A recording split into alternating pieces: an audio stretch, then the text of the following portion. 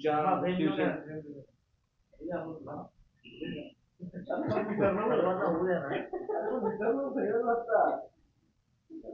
रेडा तुमच्या शिवसेनेकडून मुंबई महानगरपालिकेसाठी 227 जागांची तयारी सुरू करण्यात आली आहे.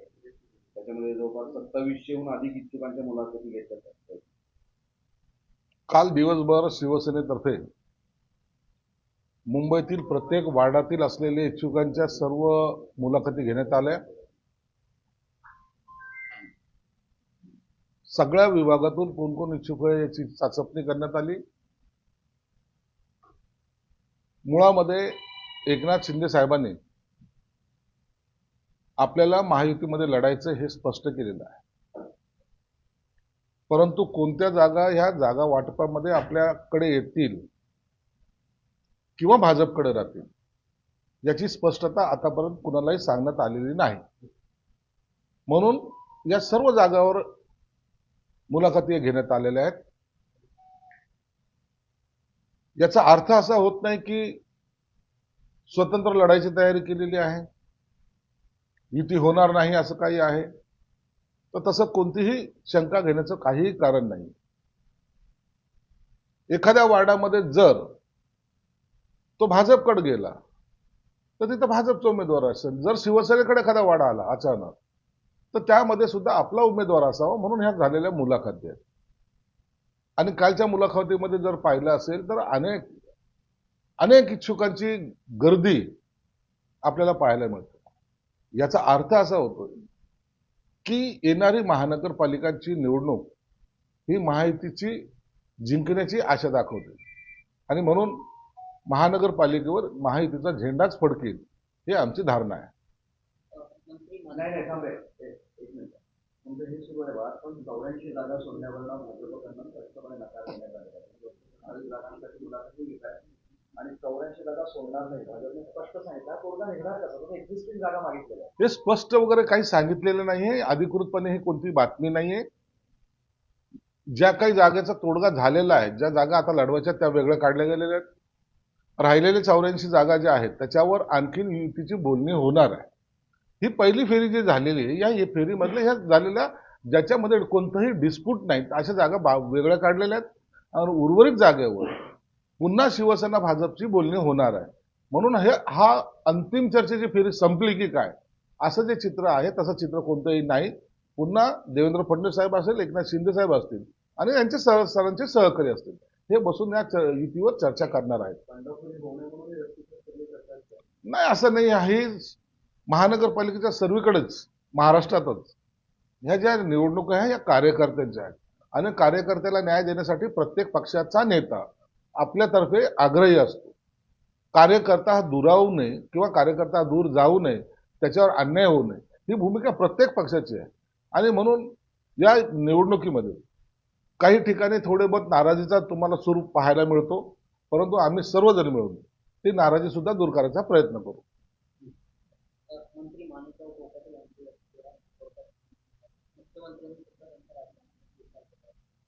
आता हे सगळे कायदेशीर प्रोसेस आहे.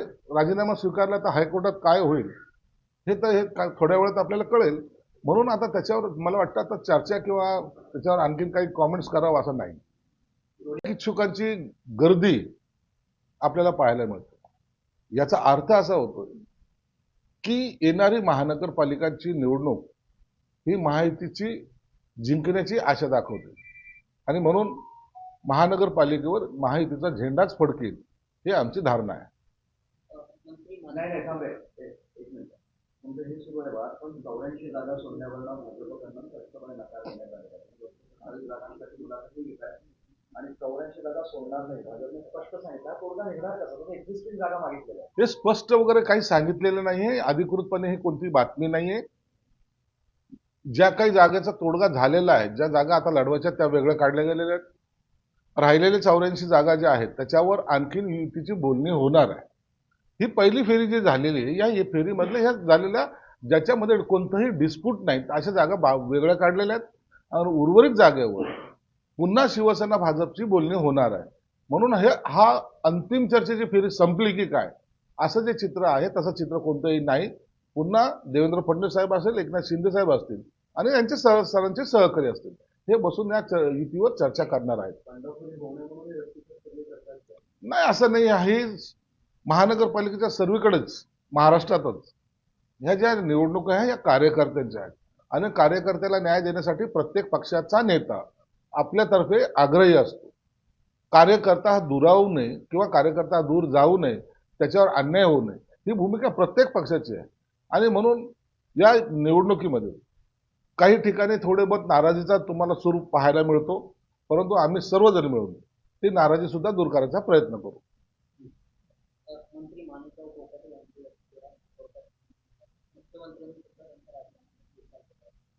आता हे सगळे कायदेशीर प्रोसेस आहे. राजीनामा स्वीकारला तर हायकोर्टात काय होईल हे तर थोड्या वेळात आपल्याला कळेल. म्हणून आता त्याच्यावर मला वाटतं आता चर्चा किंवा त्याच्यावर आणखीन काही कॉमेंट्स करावं असं नाही. दोन्ही राष्ट्रवादी जे आहेत ते एकत्रित लढण्याची शक्यता आहे आणि त्या संदर्भात ठाकरेंच्या शिवसेनेचे खासदार संजय राऊत आणि शरद पवार ते घेतले चर्चा चालू. उबाटाला आता प्रत्येकाच्या दारावर जावं लागेल. जे आम्ही म्हणायचो की काँग्रेस आणि राष्ट्रवादी बरोबर आपलं जमणार नाही, त्याचा प्रत्यय आता यायला लागलेला आहे. काँग्रेसने पहिली साथ सोडली, शरद पवार साथ सोडायच्या मनस्थितीत आहेत आणि म्हणून आता अखिला चलोरे हे न होता त्यांनी मनसेबरोबर युती करण्याचा प्रयत्न केलेला आहे. ज्यांची पालखी घेऊन उबाटा जात होतं, नाचत होतं, ज्यांना त्यांच्या मुखपत्रामध्ये फ्रंट पेजच्या बातम्या म्हणून त्याला ज्यांना दाखवत होतं, त्यांनीच आता यांची साथ सोडलेली आहे. मला वाटतं उबाटाला आता दुसरा कोणताही पर्याय नाही. त्यांचे उंबरठे झिजवणे हाच एकमेव पर्याय त्यांच्यासमोर उपलब्ध आहे. आम्हाला जागा सन्मानजनक मिळाला. जर आपल्याला युती करायची असेल किंवा एकत्र लढायचं या याच्यात आहे. सन्मानजनक याचा अर्थ काय होतो? काय आहे? तुम्ही काही जागा मागितल्यात? तुम्ही जागाची काही यादी दिलेली आहे? तुम्ही कोणत्या जागा लढवणार ते सांगितलेलं आहे? काही नाही. सन्मानजनक आम्हाला तोडगा निघाला पाहिजे, हे सर्व हे त्यांचं जे काही वाक्य आहे ते संभ्रमात टाकण्यासाठी त्यांनी केलेलं हे वक्तव्य आहे. उबाटाच्या विषयी दिल्लीमध्ये काल रावसाहेब दानवे असं म्हणाले ही त्यांची शेवटची निवडणूक आहे. ही निवडणूक तशी शेवटचीच आहे. आजच्या घडीला त्यांच्या बरोबर यायला कोणी तयार नाही, कोणी त्यांच्यावर युती करायला तयार नाही. मला वाटतं आज कदाचित मनसे आणि उबाटाच्या जागा वाटपा संदर्भामध्ये घोषणा होण्याची शक्यता नाकारता येत नाही. आणि म्हणून त्यांना आता इतरांच्या बरोबर जाणं किंवा इतर त्यांच्या बरोबर येणं हा रस्ता जवळपास बंद झालेला आहे. म्हणून आज घोषणा करायची होईल आणि यांना स्वतंत्र लढावं लागेल. महायुती ज्या पद्धतीनं ताकदीने लढते तशी ताकद उबाटाकडे नाही, हे सर्वांना माहिती आहे.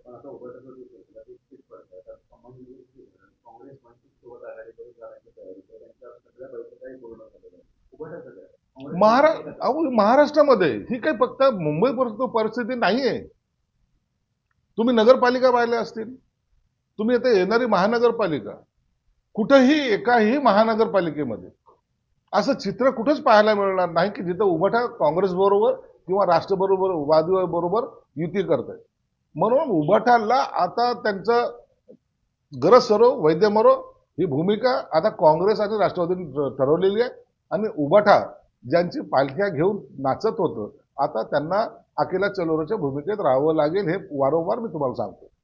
मिस्त्री काल नांदेडमध्ये बोलताना असं म्हणाले की अजितदादा हे लवकरच मुख्यमंत्री. बावनकुळे परत म्हणतात की 2034 पर्यंत मुख्यमंत्री हे फडणवीसच असतील, एकनाथ शिंदे त्याचे मुख्यमंत्री. आता प्रत्येक जण आपापल्या पक्षाचं भविष्य सांगायला लागलेलं आहे. अजितदादा मुख्यमंत्री होतील, बावनकुळे म्हणतात देवेंद्र फडणवीस साहेब मुख्यमंत्रीपदी राहतील. त्यांना आमच्या शुभेच्छा आहेत. राजकारणामध्ये संयम राखणं हे महत्वाचं असतं आणि तो संयम आम्ही राखलेला आहे. म्हणून आम्ही याच्यावर कोणतंही भाष्य करणार नाही. जे जे होईल ते पाहत बसू. एकनाथ शिंदेना जाणीव म्हणून टार्गेट केलं जातं असं मला वाटतंय का? कारण ड्रग्ज प्रकरणामध्ये सुषमा अंधारेंनी आरोप केलेले आहेत. ती तिचा पब्लिसिटीसाठी केलेला स्टंट आहे, त्याच्यावर जास्त भाष्य करणं योग्य पण नाही. मुख्यमंत्री कधी होतील म्हणजे काय भविष्यवाणी? आम्ही भविष्य करत नाही. आम्ही प्रॅक्टिकल जगणारे, लाईफला जगणारे लोक आहोत आणि जेव्हा होईल तेव्हा होईल. जे काही होईल ते भविष्यात तुम्हाला कळेल, परंतु यासाठी आम्ही दावेदारी किंवा भविष्यवाणी या करण्याच्या भानगडीत पडत नाही. पण होतील असा विश्वास. 100% होतील हो. एकनाथ शिंदे साहेबांनी या 2.5 वर्षामध्ये जे काही कामं केलीत ना ते सगळं लोकांसमोर आहेत. म्हणून कधी होतील हा विषय आमच्यासाठी नाही, परंतु एकनाथ शिंदे साहेबांसारखा नेता असावा जसं प्रत्येक पक्षाला वाटतं आपला मुख्यमंत्री झाला पाहिजे. आम्हाला का वाटू नये? वाटणार, परंतु आम्ही संयमाने जाणार आहोत. ठाकरे बंधू निवडणूक प्रचारात आता सगळे नारळाचे परवाच्या सगळे ठिकाणी तुम्हाला सांगतात. मुंबईतील, ठाण्याचे, पुण्याचे, परिसराचे 6 सभा. 6 सभा बापरे, त्याही जास्त घेतलेल्या आहेत त्यांनी. त्याच्यातल्या 1-2 कॅन्सल करण्याची शक्यता नाकारता येत नाही. कार्यकर्त्यांनी निवडणूक लढायचे, त्यांच्या जीवावर लढायचे. हे जे अहंकार आहे ना, कार्यकर्त्याला मैदानात सोडून द्यायचं, तूच लढन तूच मर, ही भूमिका त्यांची राहिलेली. आता महाराष्ट्राला कळलं की यांच्यापासून लोक दूर का जात आहेत. हे इन्कमिंग वाले आहेत ना, त्यांना आउटगोईंग माहित नाही. म्हणून आज महाराष्ट्रामध्ये अनेक जिल्ह्यामध्ये बघा, कोणत्या एका मुंबईपुरतं नाही, अनेक जिल्ह्यात त्यांचे कार्यकर्ते पक्ष सोडून इतरांकडे जाण्याच्या मनस्थितीत आहेत आणि गेलेत. आमच्याकडे आलेत, भाजपकडे गेलेत. त्या पक्षामध्ये आता त्यांना कार्यकर्ता मिळणार नाही. आणि ही महानगरपालिका, ज्याला शहरी भाग मानला जातो, त्या ठिकाणी महानगरपालिकेमध्ये यांना यश मिळणार नाही, हे तेवढं सत्य आहे. बिहारचे मुख्यमंत्री जे आहेत त्यांनी एका महिलेचा पुरखा बाजूला सावला, त्यानंतर ते म्हणतात की अशा लोकांची आम्ही हात कापून टाकू. तर तुम्ही देखील पतंग चिन्हाला विरोध केलेला होता. तर त्यांचं असं मत आहे की तुमच्या हाताला पंजा आणि काँग्रेसचे चिन्ह तुमची हात निवडणुकीपर्यंत छाडले पाहिजे. त्याच्या डोक्यावर झालेला परिणाम आहे तो. आता तो काही बडबड करतोय, नितीश कुमारचे हात छाटायला जाऊ. अरे बोलणं सोपं आहे, जा ना तिथं. वापस आला तर कळेल ना तुला कसं वापस येतोस. उगाच तरी बडबड करून स्वतःला प्रसिद्धीच्या झोतात आणून आम्ही ओएसी मुस्लिमांचे नेते आहोत असं दाखवण्याचा प्रयत्न करतोय. परंतु एक सांगतो, हेच लोक या समाजाला पुन्हा दलदलीमध्ये ढकलतायत, कुणाची तरी दलाली करायला लावतायत. असं म्हणतायत की एका पक्षाचे चिन्ह सूर्य पण आहे. आता तुम्ही निवडणूक आयोगाला पत्र लिहिणार की सूर्य उगून देऊ नका महिनाभर 10 महिन्यावर.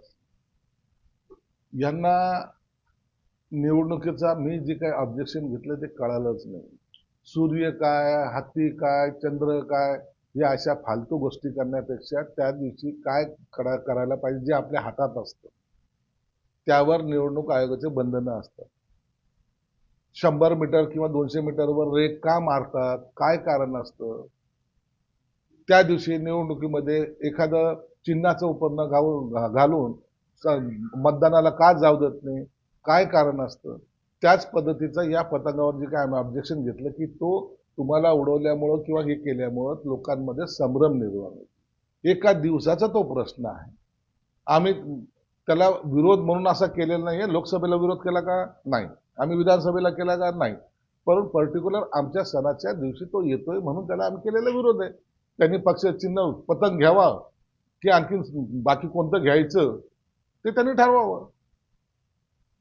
पृथ्वीराज चव्हाणांची बुद्धी भ्रष्ट झालेली आहे असं बावनकुळे म्हणतात. त्यांना नेमकं पुढे दाखल करण्याची गरज. बावनकुळेने काय म्हणलं ते मी ऐकलेलं नाही. परंतु पृथ्वीराज चव्हाण आजकाल महाराष्ट्राच्या राजकारण सोडून दिल्लीच्या राजकारणामध्ये इंटर करण्यासाठी नॅशनल लेवलचे स्टेटमेंट करतायत. कदाचित त्यांचा विचार पुन्हा केंद्रामध्ये राहुल गांधीकडे जाण्याचा असावा. छत्रपती संभाजीनगरमध्ये तुमची आणि भाजपची होण्यासाठी 50-50चा फॉर्म्युला लागेल असं मंत्री अतुल सावे म्हणतात. 50चा लागतो, 60चा लागतो का 90चा लागतो, हा सगळा फॉर्म्युला बैठकीनंतर ठरेल. आमची बैठक होऊ द्या. आज दुपारी 3 वाजता बैठक आहे. त्या बैठकीमध्ये निश्चित आम्ही आता काय फॉर्म्युला त्यांनी दिलाय आम्हाला, आम्ही काय फॉर्म्युला द्यायचं त्यांना, ती त्या बैठकीनंतर ठरेल. त्यांचा पुन्हा दावा आहे की तुमच्यापेक्षा आमची ताकद वाढलेली, भाजपची ताकद वाढलेली आहे.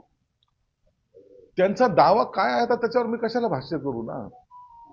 आता या जिल्ह्यामध्ये 6 आमदार आणि खासदार आमचे असून जर आमची ताकद कमी झाली असं त्यांना म्हणायचं असेल तर ठीक आहे, आता आम्ही काय बोलावं.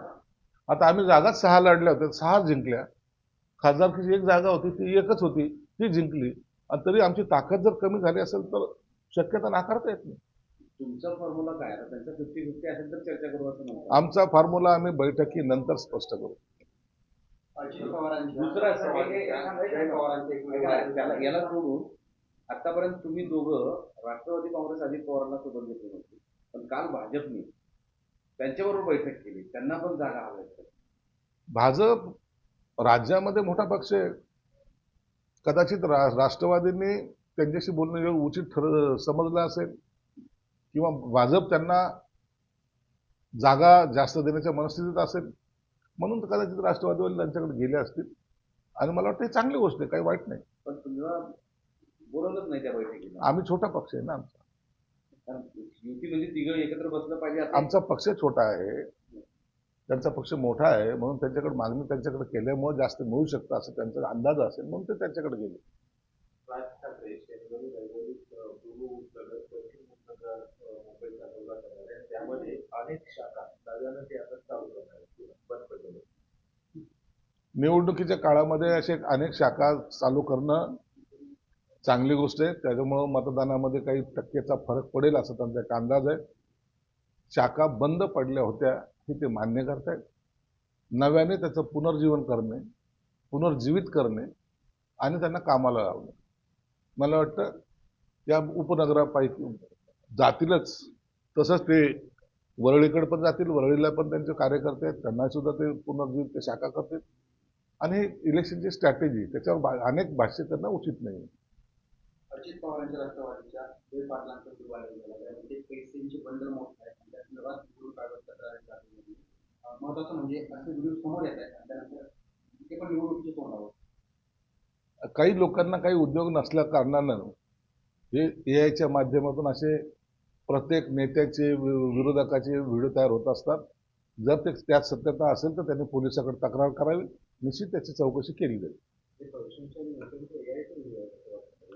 बहुतेक व्हिडिओ तसेच व्हिडिओ बहुतेक एकमेकाची दुश्मनी काढायचा हा नवीन फंडा आता राजकारणामध्ये येत चाललेला आहे.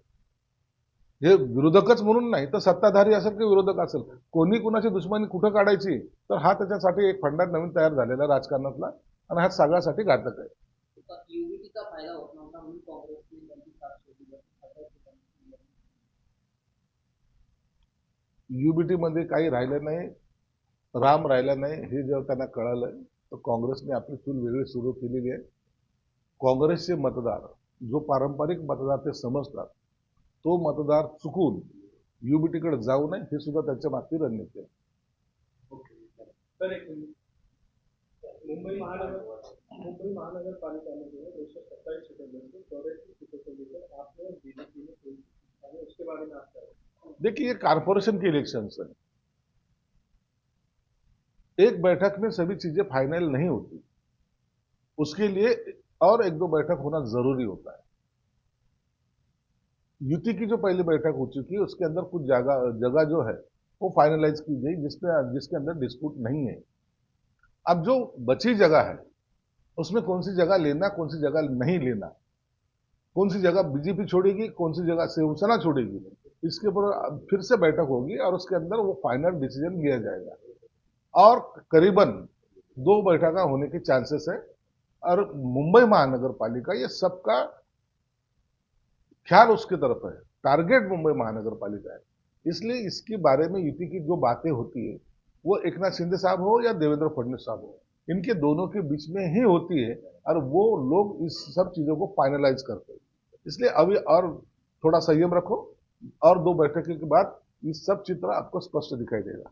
सर, कल लोकसभा में जो है अजीत राम जी को लेकर काफी सारा हंगामा हुआ, उसके बारे में आपका राम जी के बारे में अपोजिट वालों को पहले से ही थोड़ी खुन्नस है.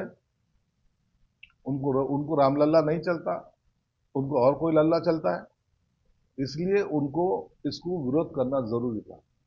कांग्रेस ने हमेशा इंग्रजों की नीति अपनाई है. तोड़ो जोड़ो की जो नीति है वो कांग्रेस अपनाती आई है.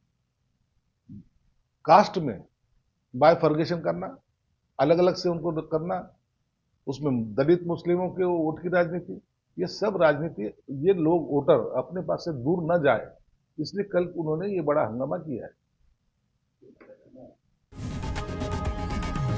लोकशाही मराठी ऐका, पहा, जागरूक रहा।